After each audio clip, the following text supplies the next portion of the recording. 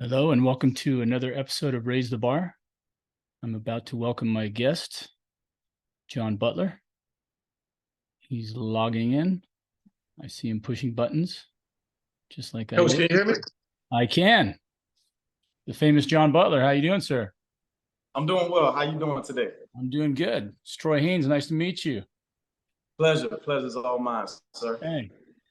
So I was just doing a real brief send up. I thank you for being patient. My power cord all of a sudden decided to stop working, and I didn't notice. I actually did another podcast right before this one, and it went from 100% power to like 15 on my screen, and I'm like, wait, what? And it wasn't working. So my wife switched cords with me, and we are charging, and now we should be able to finish. So it was a All right. touch and go there for a second. So I was reading, John, on your profile, and you've got an interesting one, both football and track at the college level. You want to tell us a little bit about your Yeah. background and where you're from and what you're doing out there? Yeah. So I do thank you for this opportunity to talk on your podcast and to be, one of your featured guests. We've been following each other for quite some time, but Thank you. I'm Yeah. Jonathan. Yeah, yeah. So I'm Jonathan Butler. I'm from Tallahassee, Florida. I'm a Florida guy through and through. So I went to Florida A&M for college, and born and raised in the city of Tallahassee, where I was a dual sport athlete, played multiple sports, honestly, growing up. So Yeah. uh, got into coaching very early, right after I finished my time at Florida A&M playing football, where I was a defensive back Mm-hmm. and track. Yeah. Awesome. And in track, were you a sprinter, a jumper, both? I was a sprinter. Short sprinter, mainly a relay guy, because I found out very quickly when you step away from track for an extensive amount of time and you put on so much muscle mass, sometimes it can be hard to hit those old times or PRs again. Right. But I was a very consistent guy on the 4x1. I was the anchor leg guy, and that's really always been my passion, running. Yeah. Uh-huh. Okay. And then in football, were you a running back or receiver? Oh, you said defensive back. Did you know I offense played at all? DB. I think now. I should have played running back. Mm-hmm. That's actually my dad, my father. He was a running back in high school in his career, and I always had that straight line speed. But definitely, I learned the defensive back position. Actually, once I got to college, I was a walk Mm-hmm. up on that Florida, and the first time I ever really played majority snaps on the defensive side was once I finally got to college. Okay. Yeah. I played football too. I most people wouldn't believe that. I was so slow. I played free safety because I could get away with being slow back there. 5 flat 40 time in high school was the guys would laugh because they go, I thought you'd ran track. And I'm like, no, no, no. I'm a jumper. I don't have the Yeah. speed. I remember being fast when I was 12 when my legs were shorter. And then when my Mhm. legs got longer, I didn't have the power to move them that fast. Oh So man. yeah, pretty crazy stuff. Well, I was telling my wife earlier, she's going, how do you pick, these people, for who you get on your podcast? And I said, well, I do all my good work on Instagram. And I said, what I basically have done with my feed is I follow athletes, and I've put in a ton of hashtags over my time, from long jump, high jump, triple jump, those basic ones. And then obviously, plyometrics, hashtag speed, hashtag this, whatever applies, to jumping at a high level. And after that, I really haven't ever changed much. I just, stuff comes by me all the time, and I go, well, John must have caught my eye a couple times because I'll take stuff and I'll just copy it.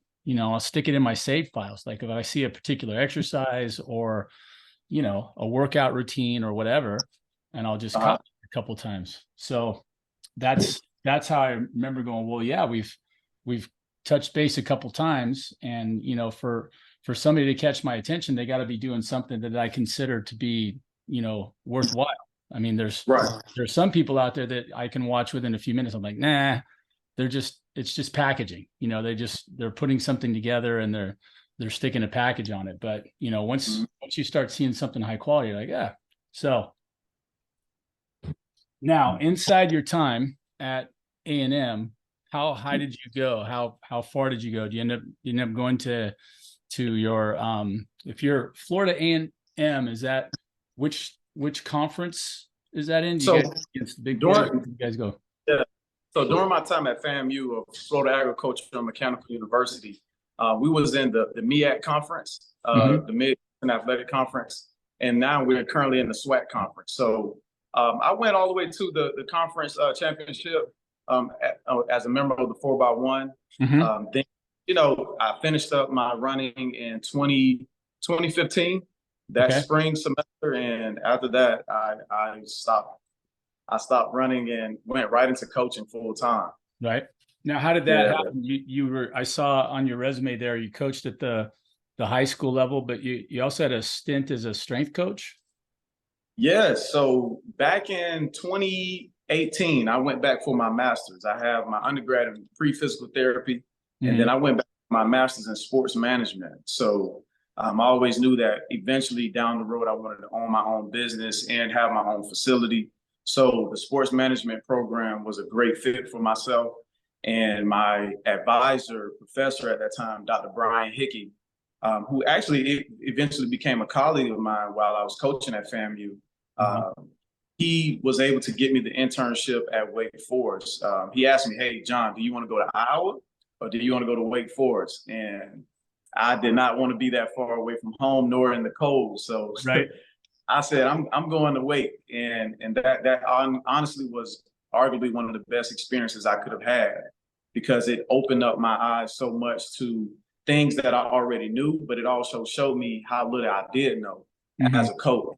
And I've always been a student, being a student first of life, and also being a student of our sport, because what we do and what we do as track coaches, things change all the time. Yeah. You have to be willing to evolve and adapt. And I realized a lot of the old principles in which I was using, they wasn't bad, but if I wanted to have my athletes go from good to elite, there are some things I had to do differently. Really? Yeah. So what this is where we get to the part that I'm really interested in, John, because as a sprint, a sprint coach, listening to you talk about how things have changed, I had the just pure luck of the draw in my last 2 years at UCLA, in that John Smith came to be the sprint coach at UCLA. Wow. And John is super smart, was our former world-class, athlete himself. And then very quickly, decided to start putting together one of the best sprint crews that were out there. My senior year was 86, and he had gotten, Mike Marsh and Henry Thomas and Danny Everett and a lot of these guys together. And we came in 8th at NC2As my senior year. And then the very next year, they won the whole thing, and Mike Marsh, Danny Everett, a lot of those guys became Olympians and gold medalists. And I was able to just pick up a few things, from John, just by being around. And I was kind of like you. I used to listen because I was blessed to have Art Venegas, one of the best shot and disc coaches in the world, was there at the time. He coached John Brenner, was right on the cusp of being an Olympian himself. Anthony Kern, pole vault, and I always just had my ears open, even if it was in some other event, like, is there anything here that I can use that's going to help me, become better? And yeah, speed would be useful. So, I didn't have a whole lot of that. So I was listening for any tips I could get. So when you talk about changes in sprinting, there's a couple ways I want to go about this, but I want to talk first about,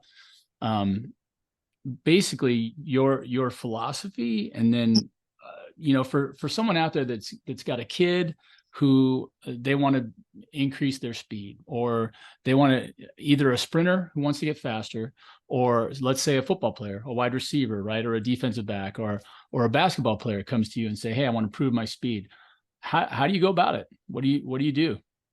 Yeah, well, I look at everyone's training age. So one thing I did pick up on, a person can be 16 years old and it's their first year doing a sport ever. Right. But you can, that same 16-year-old and their teammate has been playing sports since they were 7. Well, that person has close to 9 to 10 years of athletic performance and training built up into their legs, or, kind of have some type of experience. So for me, I first always figure out, okay, what is their training level? Then I always like to do things that are first low impact. So anytime an athlete comes to me, I do an evaluation. Okay, what does your range of motion look like? How well can you move? Even from just doing basic skips. So my warm up is a preliminary assessment. We do forward skips, lateral, side to side movements. I want to see what type of coordination am I working with. Then from there, you go into a series of tests. That can be a flying 10. That's a good, easy assessment to see someone's acceleration and what their maximum velocity will look like for just a short zone. And from that test right there, I can be able to build out a good program. As a sprinter, you should be sprinting, or someone that's looking to get faster, you have to sprint. Sure. I mean, the only way you get faster, you have to sprint, but also outside of sprinting, you have to sprint properly. So once I create that baseline assessment, I tell all of my athletes, hey, we're going to do about 45 minutes of drills and we're going to do about 15, 20 minutes of sprinting. Yep. Because I like to set a great foundation, especially when you're dealing with developmental kids. So we would do our flying 10, I'll test their broad jump. And then from those assessments, I can tell, okay, if a broad jump is, if an athlete has a 9-foot broad jump, okay, you have some pretty good explosion or extension that you can create there. Yeah. But if that broad jump is about, if you're a football guy and you can only broad jump 6 feet, okay, hey, we need to focus a little bit more on this parameter here. So by creating that baseline, I have my speed, my strength, my power, and my ground contact. So I'll do something with a ground contact to see, okay, how quickly can you get off the ground? And that can be low impact plyos such as pogos. Then we'll progress from there. And from that, our first day, we'll do the testing. The second day, we'll do implementation of the new drills and technical aspects. Then the third day, we'll go back and revisit our test. And I'll test at least 2 to 3 times per week in that training cycle. Because that helps give me a baseline track of where this athlete is going, you know?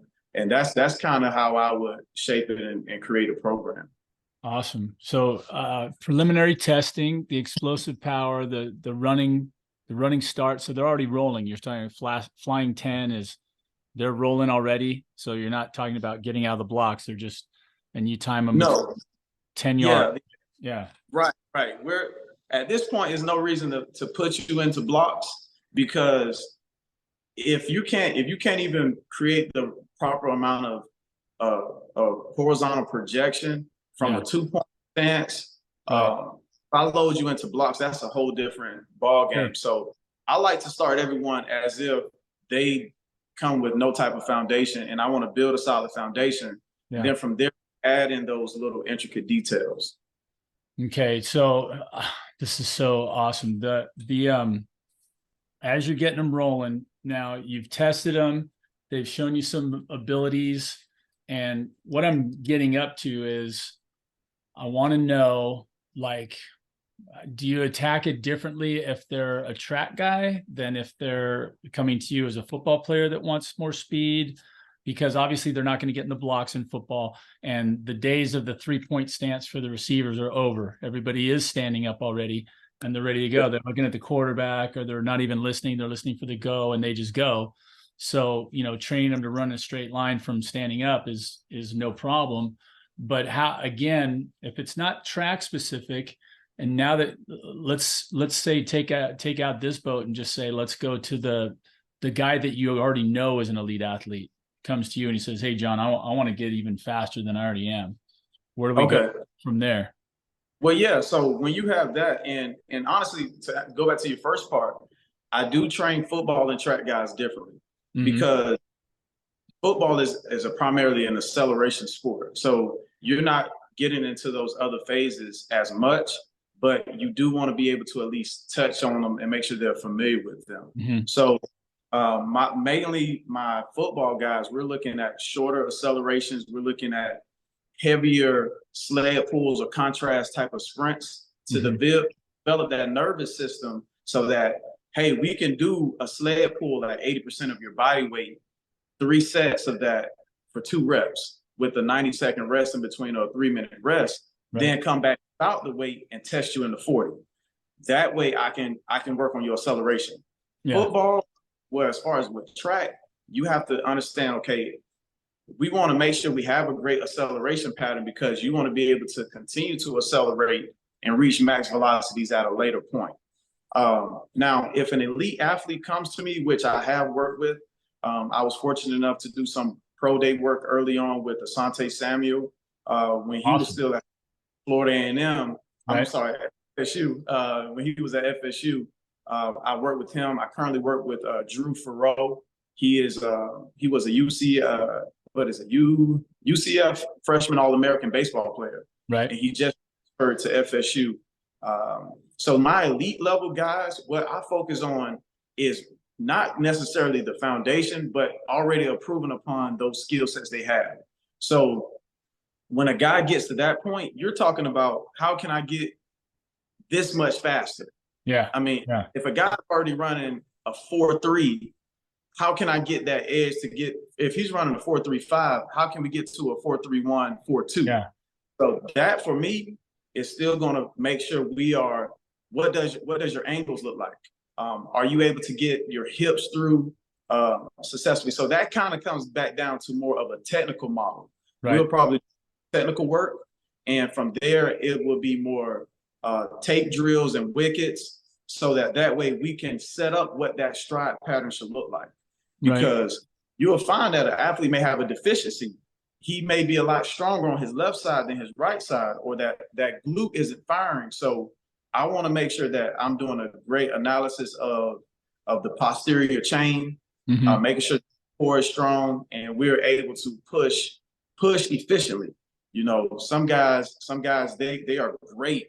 They are great pushers, and some guys are pullers. So you got to understand, okay, which system works best for that guy. Now you've opened up a can of worms, because I'm like, I think in my head, you know, I'm like, I've been teaching my sprinters, and I don't have any sprinters, but I'm teaching my high jumpers and my long jumpers. Basically, I'm like, okay, you're not sprinters, but it doesn't hurt, obviously, to be fast. Like, most long jumpers are fast. Let's just throw that out there. They're going to be fast by nature.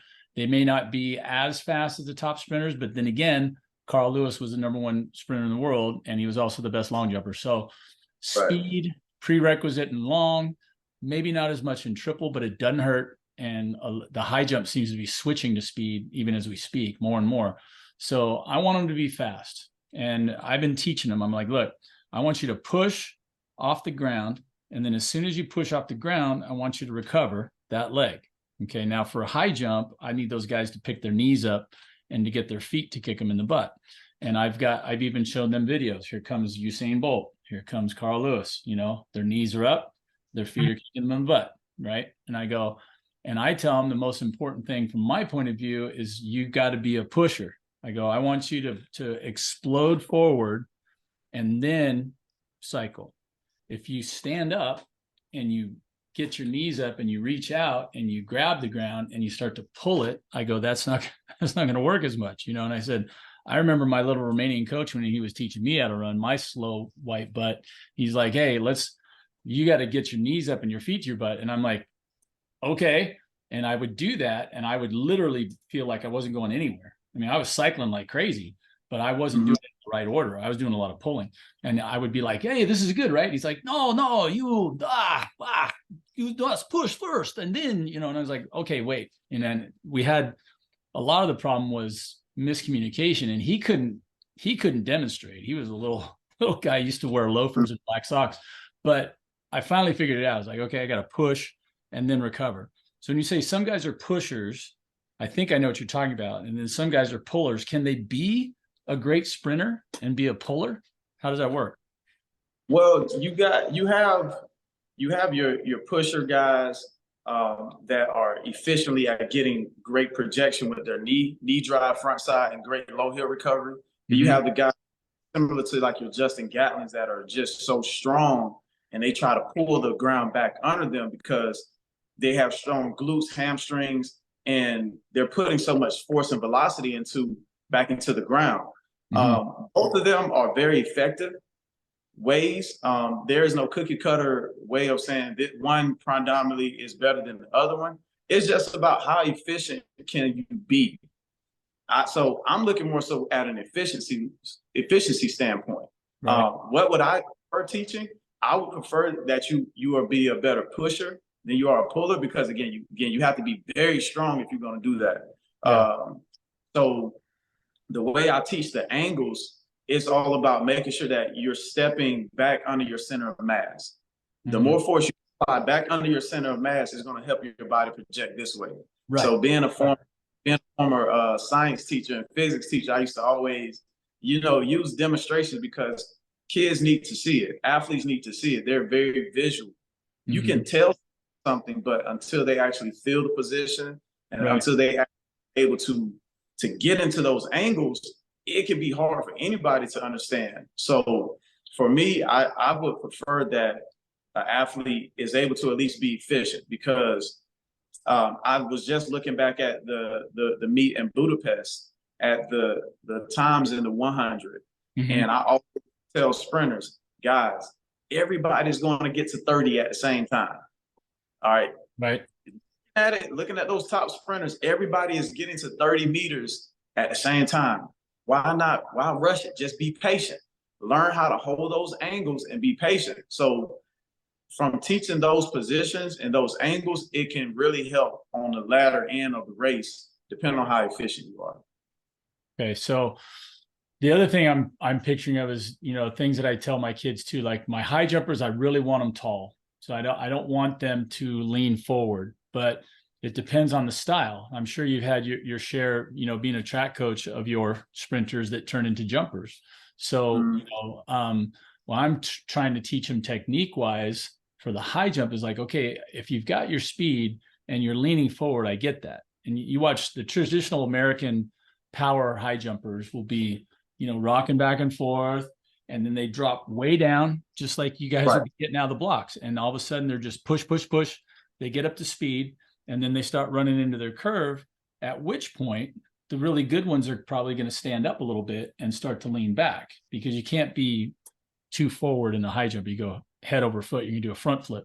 So you do have to get back at some point. And the same is true, for that long jumper that starts off the same way. As they go run down the runway, they're going to have to stand up eventually and lean back a little bit, not as much as a high jumper. So what I was going to ask was, as far as a mechanical position, like you're saying, it's easier to push the cart from behind it, right? As I'm leaning forward, I always teach them, like, I used to teach them when they get going forward to just start falling. And once you get to a certain point, then you can just start pushing, and then you're low, right? And then you can eventually stand back up. So share with anybody who's not following along with me, because I feel like I'm a 5-year-old, but how does it work? As you're getting out, like you're talking about wickets and stride length. Like I was taught in my kinesiology classes that stride length times stride rate equals velocity, right? So if I'm standing there at 0, both figures are at 0. As I start to move, my stride length is going to gradually lengthen out to a point, and then it's going to get to a point where it's inefficient. Or I can try to max out my stride length, and then I can start to increase my turnover, right? And I always tell the kids, I go, if you and I have the same turnover and my stride is an inch longer than yours, I'm going to beat you, right? So the only way you can beat me with the same stride length is to pick up your cadence, right? To go faster than I am as far as moving your limbs. And, as we're accelerating, obviously both of those can be going upwards to a point.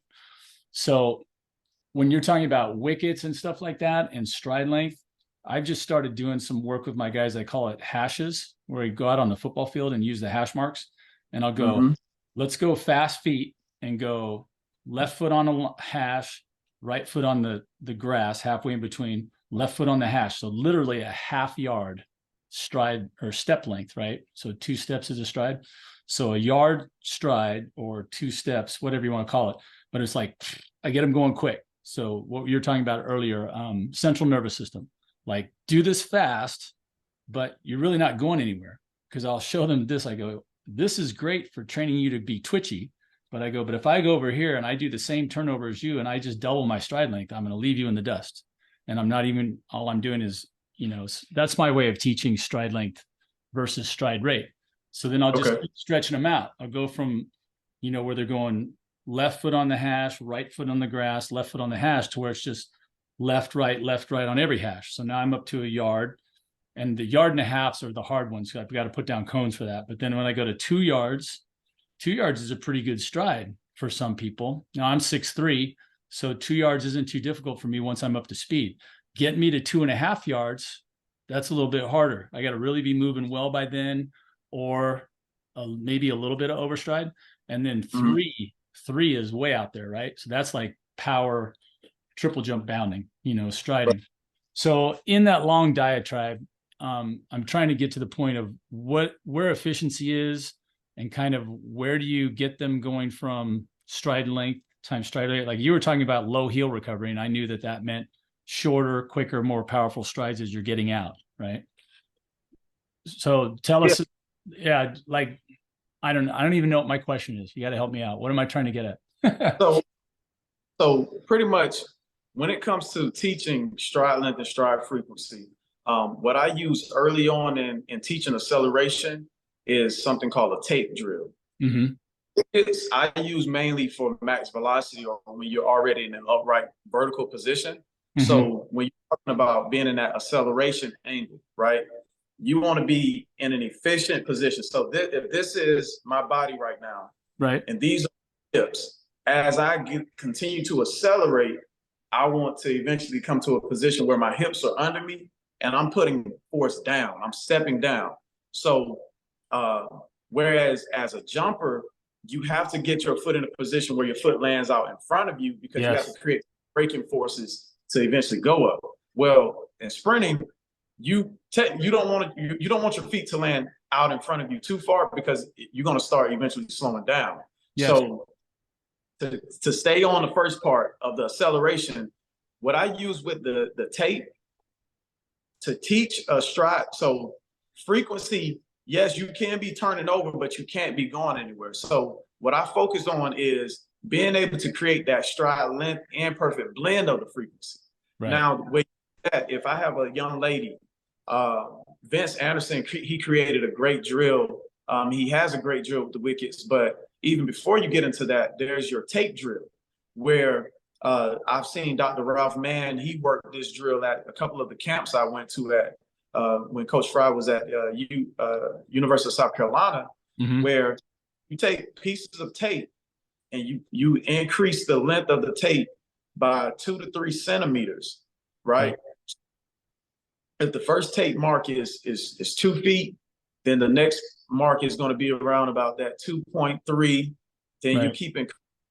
What you want to see is how well can that athlete continue to stay on the tape or in front of the tape. So if your right step is on the tape, but your left step is behind the tape, okay, you're not pushing as well. So we need to focus on making sure, again, you create that same equal projection to allow your body to accelerate efficiently. Right.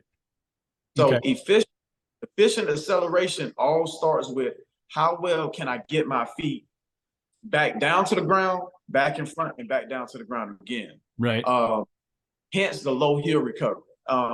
Now, you don't want to have a big cycle motion in your first couple of sets, because now you're wasting time. Right. If I want this way, I need everything projecting this way and attacking back to help continue to push me to accelerate. But if I have myself in a position where I'm looping before I tag back down to the ground, my timing is going to be off. Right. So what you will find with a lot of young sprinters, I mean, you see it on every level. Man, had I had a better start, had I had a more efficient start, I would have been able to accelerate better. Well, yes, it all starts with your start. So what I look at doing with the tape drill is just making sure we can stay efficiently on it. Another great way to help improve acceleration is heels.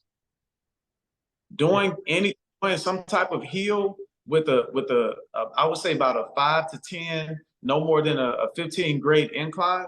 What that athlete to do, it brings the ground to their foot, so they can get to the ground a lot faster.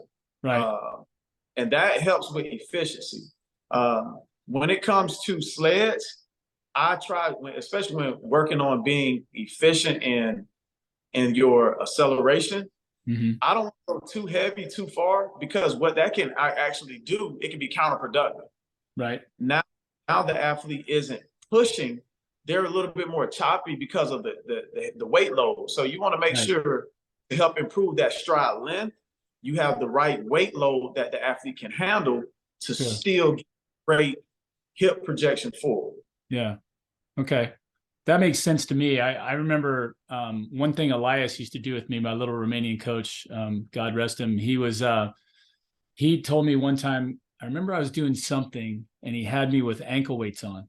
And he said, be careful. I don't want you to do a lot of these with the ankle weights on, because of, especially at the ends of the ranges of motion, and the torques and forces, blah, blah, blah.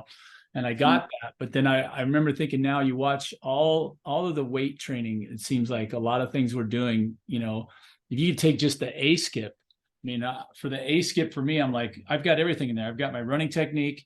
I can put dumbbells in both hands and just work like this. I can work on my arm swing.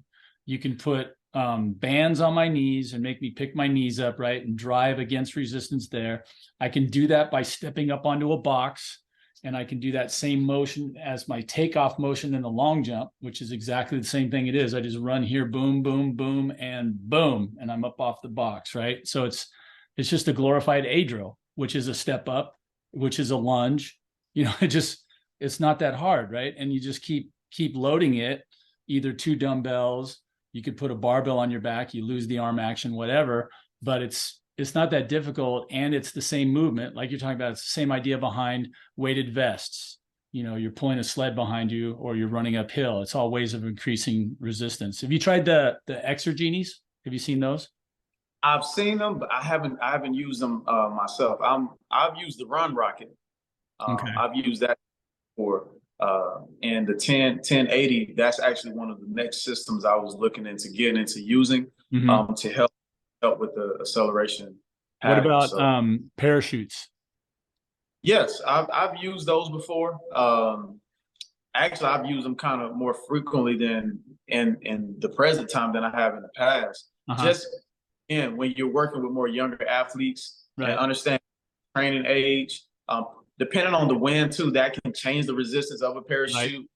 So I try to make sure that the biggest thing you want to do is keep the same amount of equal resistance, because even sometimes you're using a sled, depending on the weight load or your surface, once that sled gets slick, you technically don't have any resistance anymore. Right. So I'm always mindful of that. I also like pushing the front sled.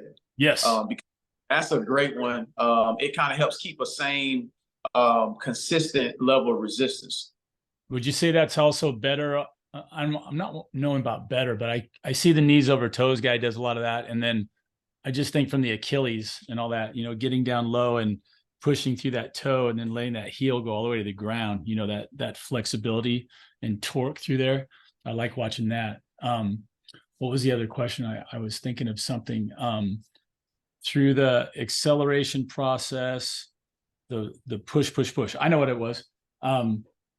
When it comes to, and I've had this talk with a lot of people, we didn't talk about lifting weights. So I was going to ask you about that too, because these are all, in a way, you're pushing against resistance. So you are lifting weights. When you have the sprinters in the weight room, what kind of weightlifting are they doing? So we want to do compound movements, and we're looking to move the weight fast. So of course, you have your Olympic movements that you do. With younger athletes, it may just focus on getting great hip hinge. So a box jump is a great movement for a younger athlete before you put any type of dumbbell or anything with their arms. I do hang cleans. I like to do deadlifts during this time of season. Front squats are great because it helps maintain that posture, and I try not to load the posture too much. In the weight room, we do a lot of things to strengthen the core. So right now in this phase of the season, getting ready to go into what I consider the off season of fall training, Uh, the first part of the week, we're going to do upper body. So I split it up. Upper body, you want to make sure you have strong lats because the lat helps with driving Absolutely. Yep. in your shoulder and biceps. So that can be pull-ups, shoulder raises, and bench press. Nothing and that's going to restrict that range of motion, but we do have days where, okay, hey, today is a pure strength day. We want to go heavy, but we want to be able to move the weight fast.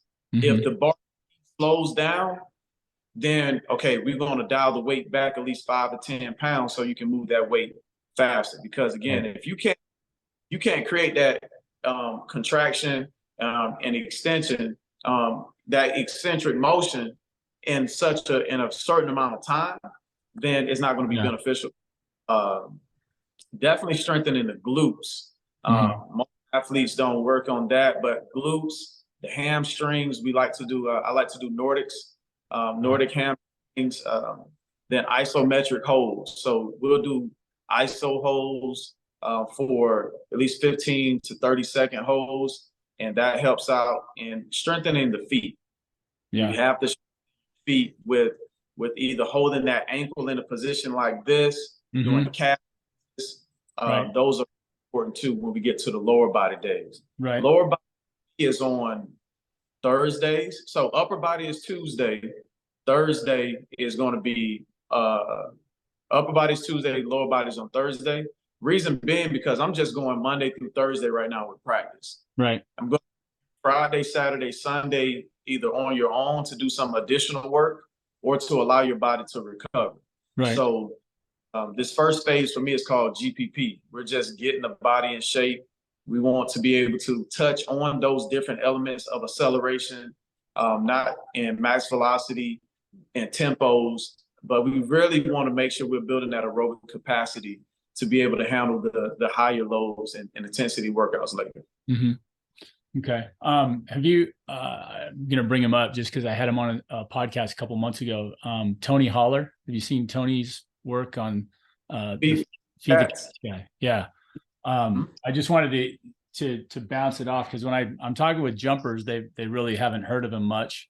He and I did that one podcast and I was listening to it and I just thought everything that he was saying lines up with a lot of the things that I'm doing as a jumper, in that I don't see a lot of sense in working my long, triple, and high jumpers to run 150, 200 meters. You know, I'm like, what is the point? High jumpers run 75 feet to the bar, maybe 80, you know, and I need it to be fast, but I don't need them to run a lot of them in a row. They can do one and rest, you know, just like a cheetah. Like you say, a cheetah runs and chases something down and it gets the kill or it doesn't, but then it's going to sit there and hyperventilate and it's not going to run again until it's ready. You know, I was like, I picture my jumpers like that. It's like, yeah, I want you to go full blast, but you know, when it's in between jumps, get off your feet. You can sit there and breathe hard all you want, you know, let's recover and go full blast again. And I've heard Tony say he doesn't have any of his sprinters, even the 400 meter, 800 meter guys don't run anything over 200, you know? So how does that work? Now we talked about the training and the pushing and all that, and you brought up the point of how important the hamstrings are, and this kind of two things at once. And maybe I'll come back to Tony, but the quads overpowering the hamstrings is what I always heard was the main reason why the hammies blow out, right? So if your legs are, say, 70-30 quads to hammy strength, right? And I know there's some magic number for some people in there. And you were mentioning, you know, Justin Gatlin. I had his cousin Rod on. I don't know if you've ever met either Justin or Rod, but Rod's a cousin of his, works with the long and the triple jump out here a lot. So that was a fun podcast. But you were saying Justin's really a strong and more of a puller than a pusher because of, you know, the strength, I'm guessing hamstrings and glutes and everything.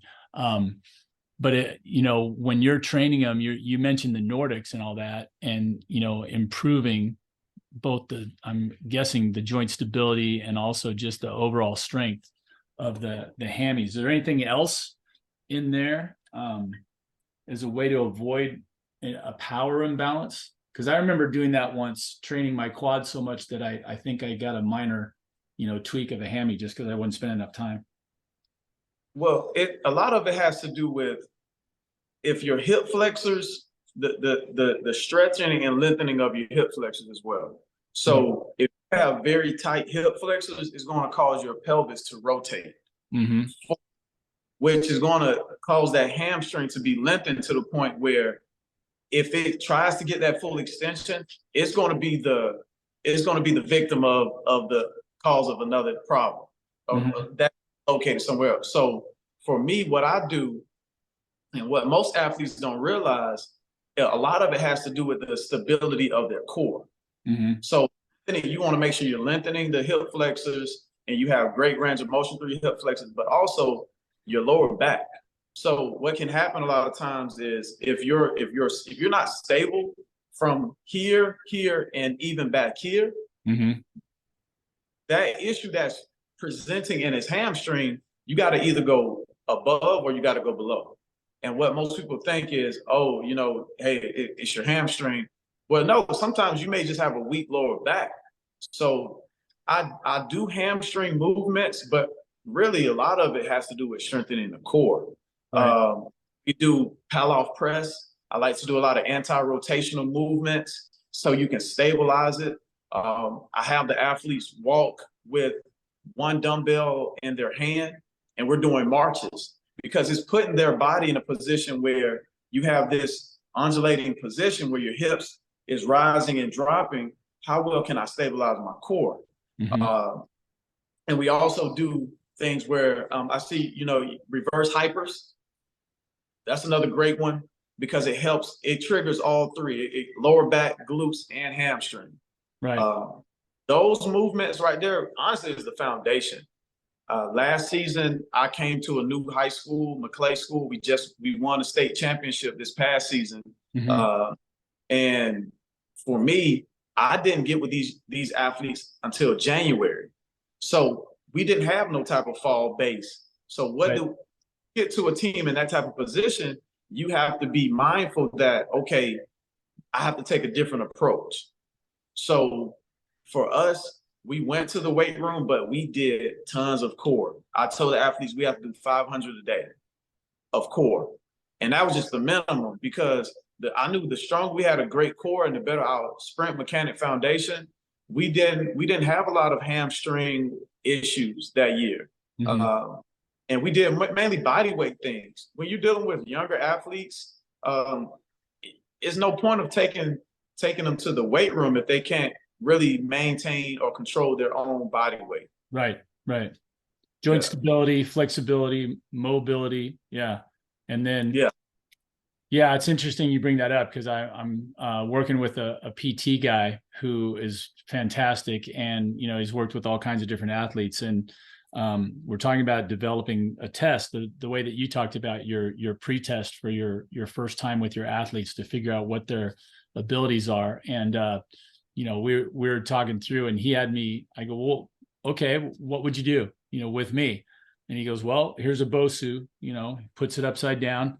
He goes, get your feet set. Okay. And I'm going like this a little bit and I get my feet set. And then he goes, now do a slow squat, and I got down there, I went slow and I got to my base and I wobbled a little bit, but I was okay. And I came back up. He goes, okay, you'd probably be ready for the next thing. But he goes, I've had a lot of people, you put them on that thing and they drop down and their feet start going like this because they can't stabilize. They don't have any balance, any core, anything through there. So I'm just like, oh, okay, yeah, I see the strength in that. And it's like his pyramid goes, if you picture a pyramid with different lines on it, the base of his pyramid is abnormal because when people come to him, something's broken or something's giving them pain. So he wants to move them from abnormal to normal. And then from normal goes to, I think it's tone, then strength, then mobility, or he's got his own little pyramid. And then at the peak of that is power, right? And I think what you're talking about is so many people, and I'm just so pleased to hear you say that you're not one of them, but I know that there's guys that are just like, hey, here's my power program, or they take it out and sell it to teams, right? And they just throw it at everybody. Here you go. Like you said, just jump in there and start doing these high intensity, explosive plyometrics and this and that. And all of a sudden, oh, my knees are killing me. Oh, it's like, yeah, you don't know what they're capable of. Maybe they don't have the base for that stuff, because power is at the top of the pyramid. It's not easy to do power at a great level. I mean, you can do it, but you might not be able to survive it, right? Mm-hmm. Mm. Yeah, I think that's important because again, the way my approach is, I have always worked with athletes who have minimal experience. Mm-hmm. So you're looking at the basis of of athleticism. I get the conversation a lot of times with some parents, hey, should my son is 10, 11, 12 years old. What should he be doing in the weight room? Well, first of all, just get him to have great mobility first. Right. Work on core strength, have him be able to hold isometric positions of his own body weight. Yes. Because those joints and things are still growing, they're still developing. Well, and even with my pre-physical therapy background and anatomy and all of the sciences I've taken, your body for most athletes are steady changing. Yeah. So I always take a more preventative approach with anything that I do, because I'd rather stop one rep too early than one rep too late. Yep. And even in workouts, I tell my athletes, hey, I have 3 workouts. I have the one I want to do, I have the one you want to do, and I have the one your body's going to allow us to do. Right. So one thing that's important as a coach that I would just touch on too is just have great communication with the athletes and allow your athletes to feel comfortable enough to tell you, hey, coach, I'm feeling this. Hey, if you were up last night studying for an exam and you got 2 or 3 hours of sleep, but today is a high intense day for us on the track, I'm not going to get anything out of you. Right. So, all right, do the warm up, do some core, do some preventative maintenance. Then we'll try to pick this up tomorrow. Yeah. And that's important for me in every phase of the training, because I know a lot of times, so you can be a pounder, you can pound. Well, you have to understand every athlete is different. Mm-hmm. Some they have a high turnover rate. They can stay up with short minimal recovery and still give you a high intense workout. And you will know that as a coach based off your data that you collect. Right. So that I test every so often, because the data is going to give me a trend. When I see that trend, like, hey, last time we did this test here, your time in the flying 10 as a guy, hey, you went 9.3.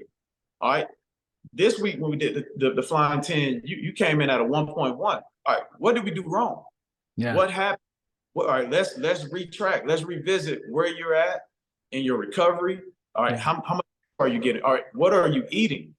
So that's what that's huge. Yeah. I don't think most, if you're a parent listening to this, first of all, God bless you. Thank you for listening. And secondly, when you're coming to an expert like John, you might not realize how much goes into, coaching at a high level. You've got biomechanics, you've all these different things laid out in front of you. We haven't even mentioned sports psychology, but you just brought up nutrition, recovery. We're talking about many, many different things here. We haven't talked about, a little bit mentioned in passing plyometrics, hills. I mentioned central nervous system stuff, which I saw. I love watching the stuff where people are on treadmills, or something where you got them on a fast treadmill where they actually get their limbs moving faster than they actually could on their own, right? I just love that kind of stuff. I remember Anthony Curran built a 1-degree ramp to get his pole vaulters running down it, so they could get max speed and do that kind of stuff. And this is back in the mid 80s, which at that time I thought, man, this is just revolutionary. And now it's probably old hat. But there's so many little things. And what you're saying is really wise too. I mean, my kinesiology background says, no weightlifting till they're 14 minimum anyway. Right. So now maybe they could get away with, doing the bar, and you could teach them, the Olympic lifts or whatever. But at the same time, like you said, why not develop, the core and the balance, the range of motion, lay down that heavy, the calves and strengthening. Like I think, what was it? I heard this. You said the same thing about developmental stuff, but uh, Dr. Tommy, the guy that I'm referring to, he was telling me the knee's a dummy joint. He goes, the problem is not usually the knee. He goes, it's either the ankle or the hip. One or the other is causing the problem there. And you were saying with the hamstrings, you either go above or below. I'm like, yeah, I think we're talking about the same kind of stuff. So it's amazing. There's so many little pieces to be an expert in. What was my brain today? I'm telling you, you wouldn't know I'd had already another podcast. I think I used up all my great brain power. I had another question that was popping into my head, but it's hanging in that realm of tiredness. It wasn't the extra genie. We were talking about that explosive. No. All right. I think my brain is no longer working. So, when you're training these athletes, and let's just do this. I don't want to open up a debate. I'm trying to find a way to take what I learned listening to Tony. And if you haven't heard Tony before with the Feed the Cats, you obviously had, because you knew what it was, or you'd seen him on your feed, maybe the way I did. That whole idea, like, I understand the gist of it. And I understand, like you were mentioning, the rest and recovery, which I think is huge. I think, and what Tony is saying is most of the times we overtrain. I know where my brain was going. How important is it when you're going for speed? And this is what I was going to ask, because I had a couple people all of a sudden, it seems to be making its way west. I think you guys are always, it's the way football games go, right? Early over there, games start 1:00 your time is 10:00 my time, right? When I'm waking up on Sunday, there's already a game on. So it's like, oh, but it's 1:00 down there. So I think you guys are always first.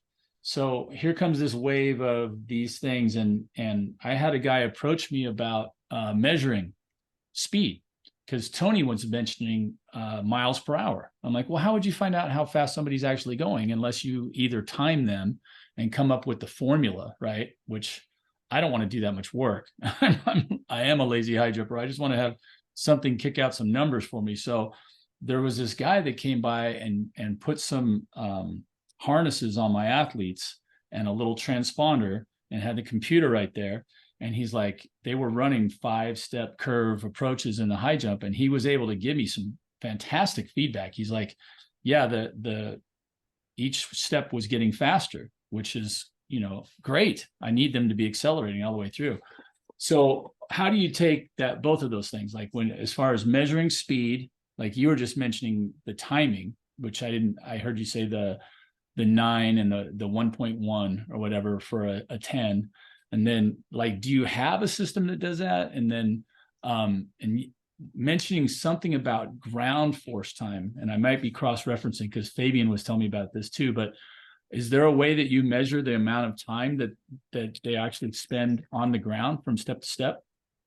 Yeah, so to start with your first part, so the system is called Catapult, and there are other metric systems that can be used to measure athletes.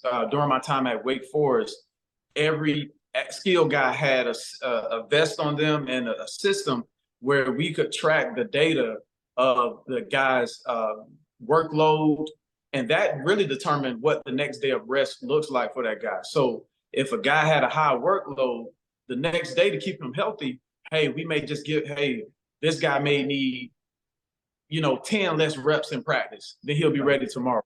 But I use timing systems. So the free lap timing system, that's a great way for coaches. I remember first when I started out, I couldn't afford the free lap system.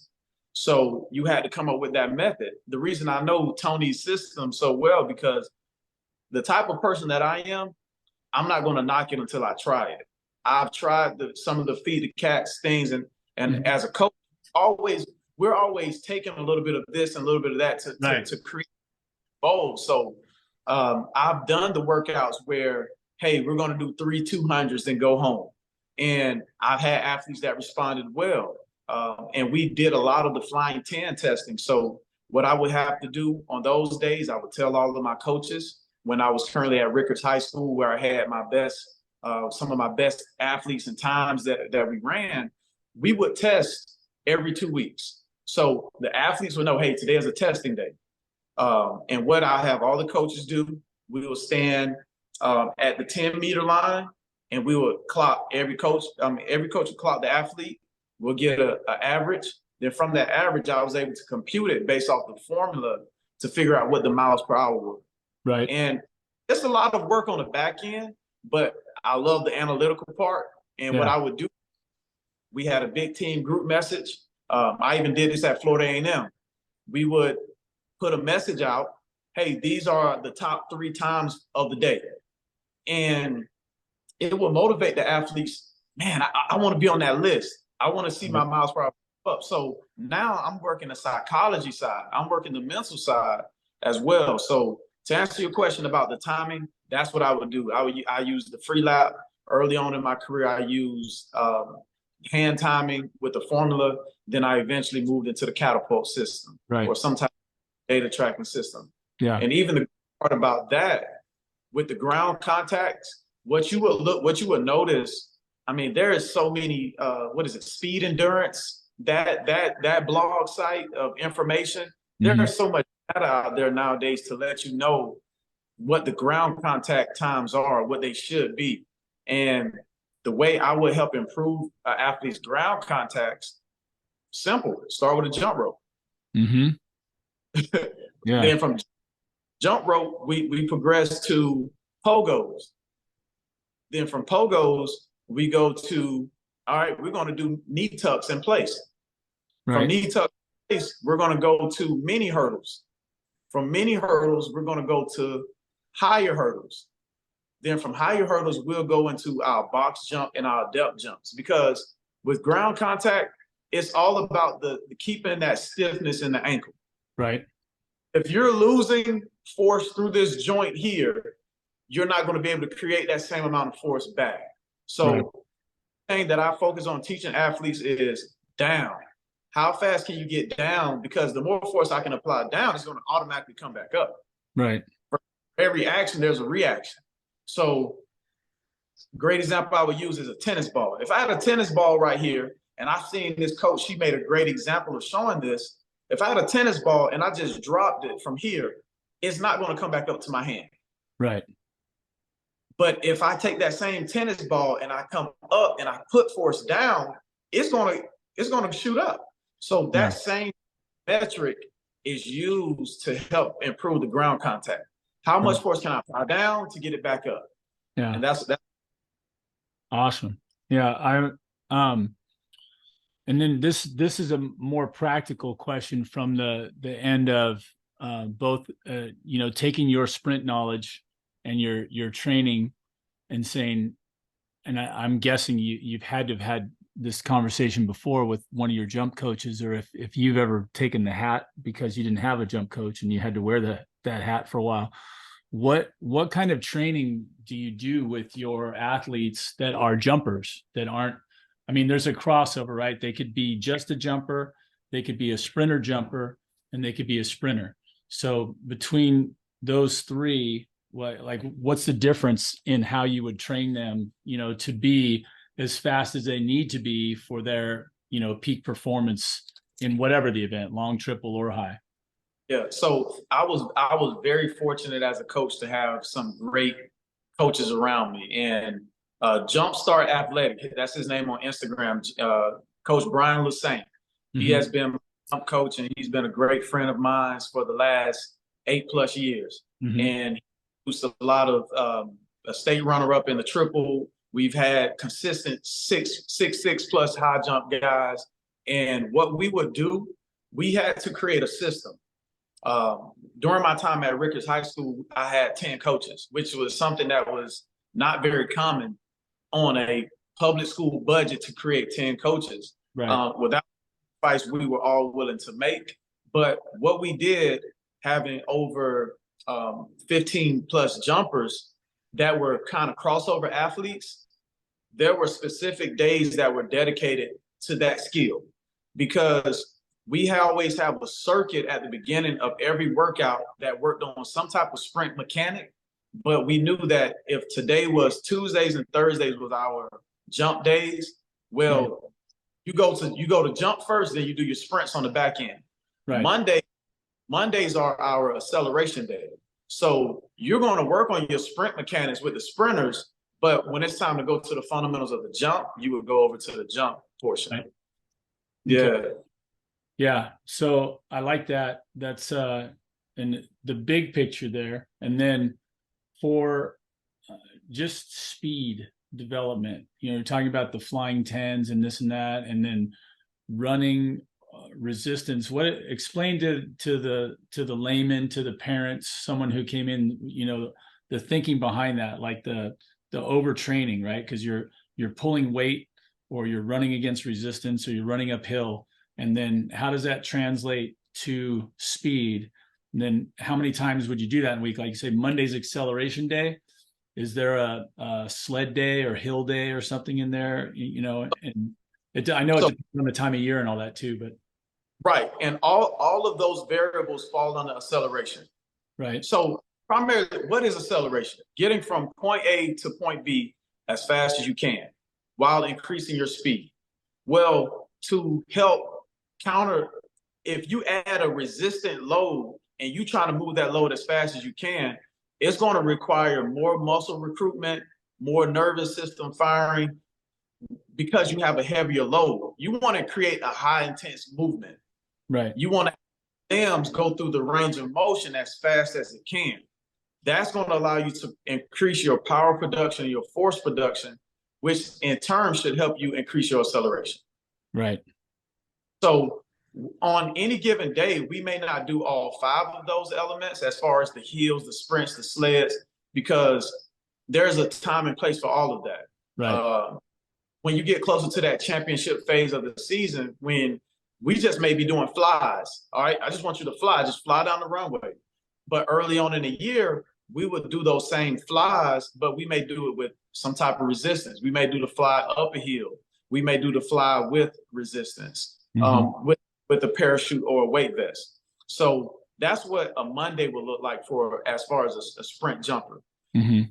Thursday, we will go into max velocity, which is top speed. So that is kind of doing a 20-10-10 drill for your long jumpers. High jumpers, they would do a little bit of it, but we're not really kind of getting into that because, again, as you said, their runway is only but 75 feet. Yeah.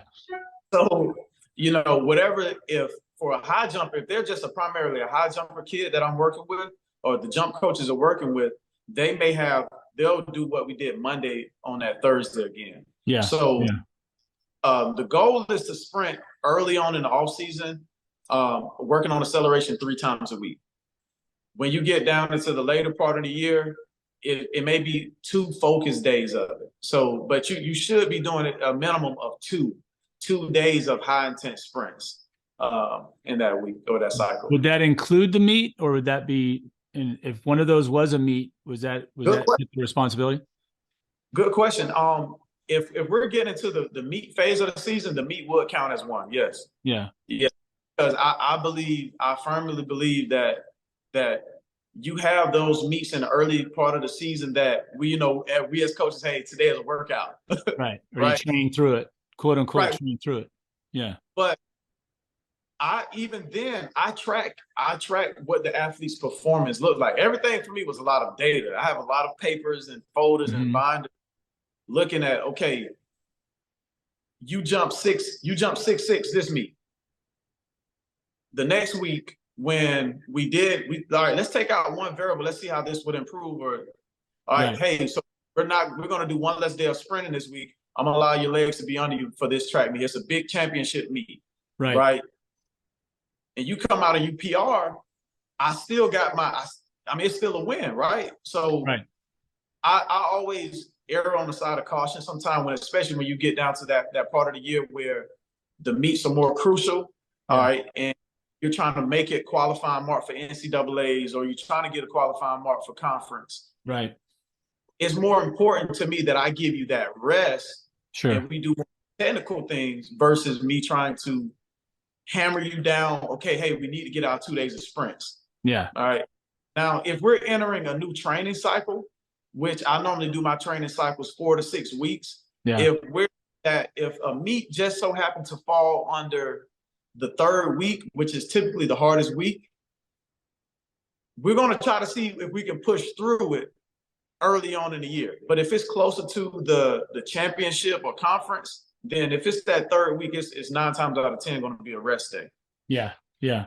So that's the less is more, and that's one of the biggest changes I think in the last 10 to 15 years in sports. We're hearing it all the time, but Kawhi Leonard and sports management, not sports load management, as popularized by Coach Popovich at the San Antonio Spurs, who right at the ends of their careers, with 3 or 4 of his best players that were all getting into the early to mid 30s, 34, 35 for Duncan. And they were like, hey, I don't care who we're playing in this game, but these guys are not playing.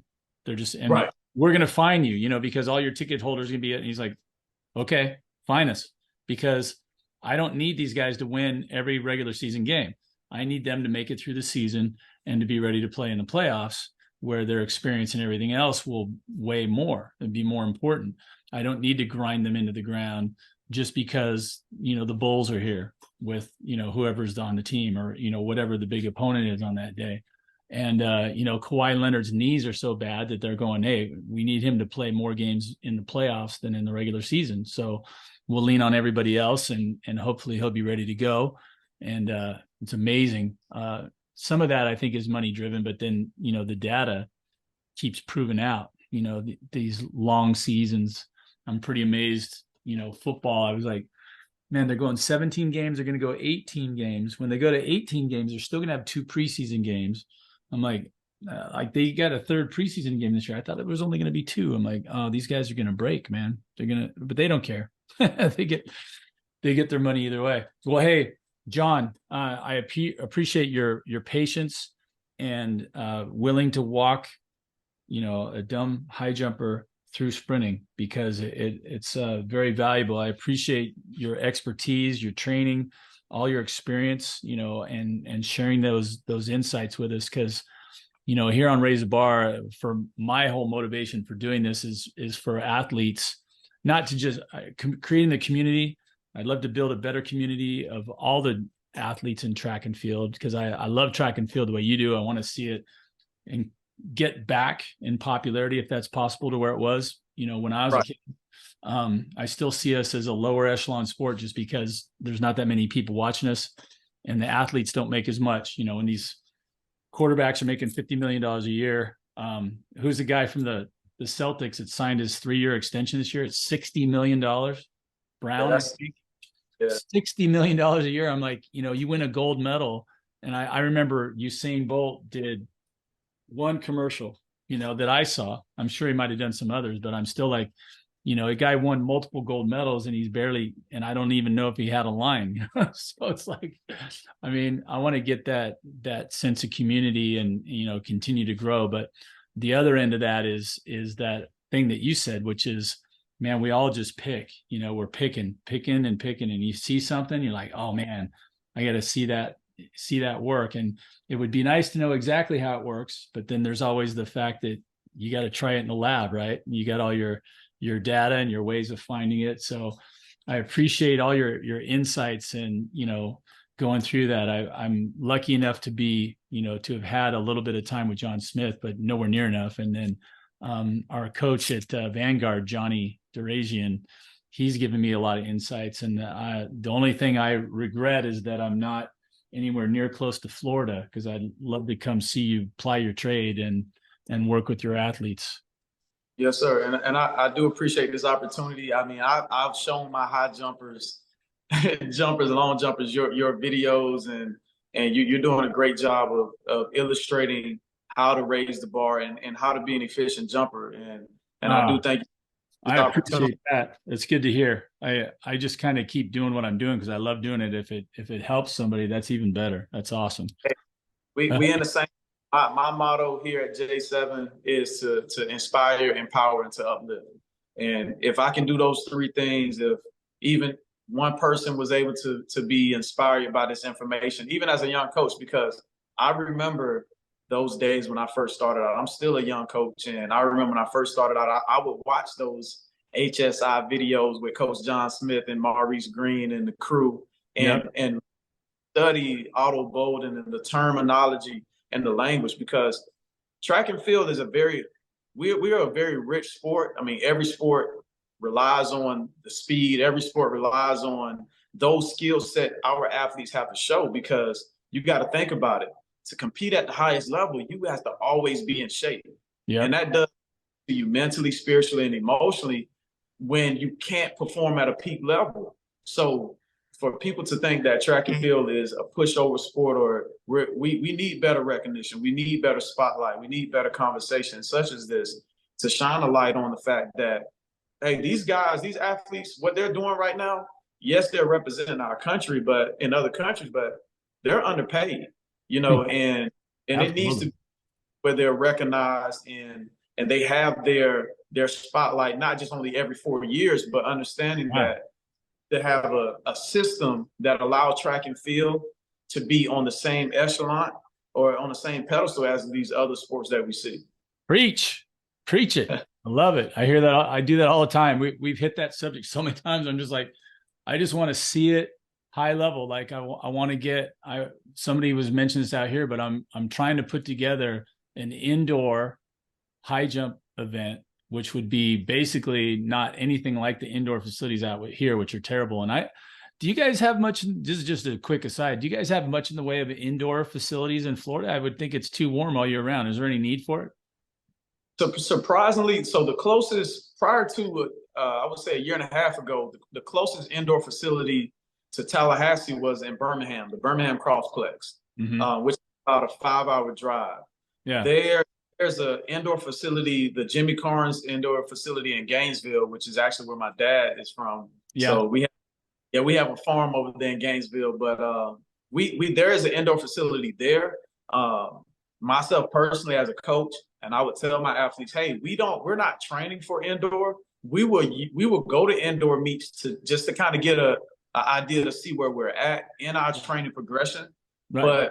But it's something that's eventually going to be a state competition meet in Florida. I think this year they had almost for the high school level, they had kind of like a test run to see, okay, how well would the participation be if we were state meet for indoor.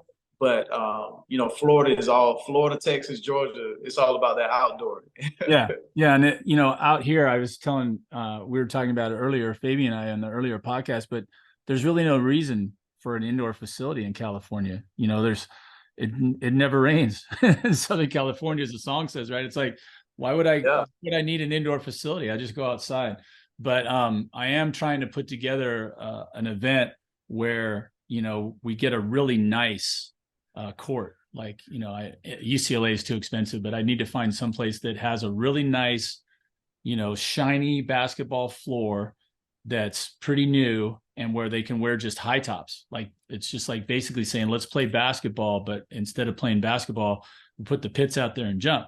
So we should be able to run. We got squeaky shoes, and we're going to have great traction and just, have fun. So I'm all about promoting. Like you said, I want to promote these athletes and give them, some the kind of vehicles where they can be seen for the great work they're doing, and to show off their coaches like you that are training them at such a high level, John. Thank you. Hey, all right. Well, let's do this again. We'll stay in touch, and I'm going to get my butt to Florida because I want to see you in action. Thank you so much for your time. Have a good one. All right. You too, John. Thanks. And that's going to wrap it up for another episode of Raise the Bar. Again, I'm your host, Troy Haynes, and that was John Butler of J7Performance. He is a sprint specialist, sport development coach. He is a track coach and former football player. And he has just a wealth of information and experience and success. And he will be a great listen for you if you are trying to figure out how to increase your speed. As a jumper, that information was valuable to us to increase speed down the runway in the long and triple, and also for high jumpers increasing speed. So thanks again to John. You can follow him on Instagram at j7performance, small j and the number 7. And he's got 17.8K followers. And right underneath his name, it says entrepreneur, which means he's a businessman. And that was part of what he studied, if you listen back. So thanks again, John. We'll be talking again soon. And until next time, this is Troy Haynes of Sky High and Fly Jump Camps here on Raise the Bar, telling you to remember to continue to raise the bar, both as in your profession, personally, professionally, and spiritually. And until next time, we will see you soon.